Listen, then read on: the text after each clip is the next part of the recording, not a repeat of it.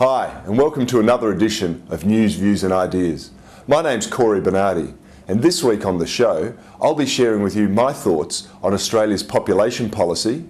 In Your Say, we've received hundreds of emails about climate change in the Copenhagen Agreement, so we'll be sharing some of them with you, and we'll leave the last word to our resident cartoonist, Zeg. There's no doubt that Australia is a fantastic place in which to live, and that's why millions of people from all around the world would love to come to Australia and make it their home. And we have a government that's committed to increasing Australia's population to over 35 million people in the not too distant future. But in pursuing this policy, they've failed to address the very key questions of how we're going to provide the resources and the infrastructure necessary to sustain such a population increase. Remember, Mr Rudd and his team would like to close down our coal-fired power generation industry through the introduction of their ETS, and yet they won't allow the debate or discussion of the only viable alternative baseload power generation, and that's nuclear energy.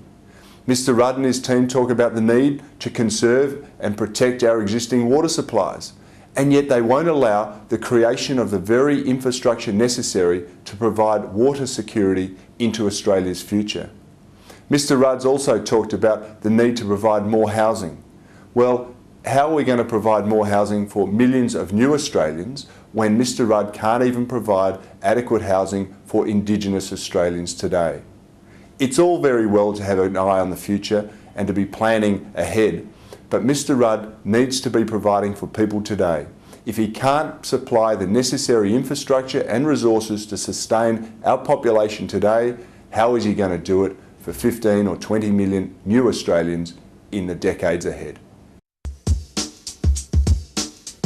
Well, I've had a stack of emails this week, mostly related to the Carbon Pollution Reduction Scheme, climate change and the Copenhagen Treaty. And some of you haven't been in accordance with my views, which is that we shouldn't be pursuing the Copenhagen Treaty or supporting an ETS. Warwick from Melbourne has taken me to task because he said we've had the hottest start to November on record, and how does that line up with my views on climate change? Well, we're always going to have a hot day on record or a series of hot days, but if we go back through history, Warwick, we're going to find that Australia is no hotter today than it has been in the past. Mark has said, taking me to task, and I quote, he said, "It will be a long journey for you on the backbench in your sceptical world." Well, Mark, clearly you're unhappy with my views on the world, but let me tell you, it doesn't matter from where you sit. It's about the principles that you take. If I believe that something is important for Australia, I will be advocating for it, whether I'm on the front bench or the back bench. That's the role of every parliamentarian.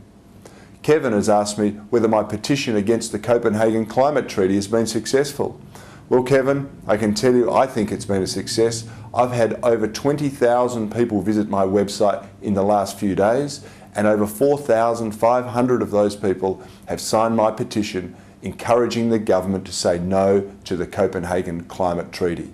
I'll be continuing to advocate on your behalf and the interests of Australia in the Federal Parliament. Well, thanks for watching another edition of News, Views and Ideas. Your comments and thoughts are really important to me, so please go to my website at www.corybernardi.com and share them with me. I'd like to leave you today with another final word from our resident cartoonist, Zeg. See you next week.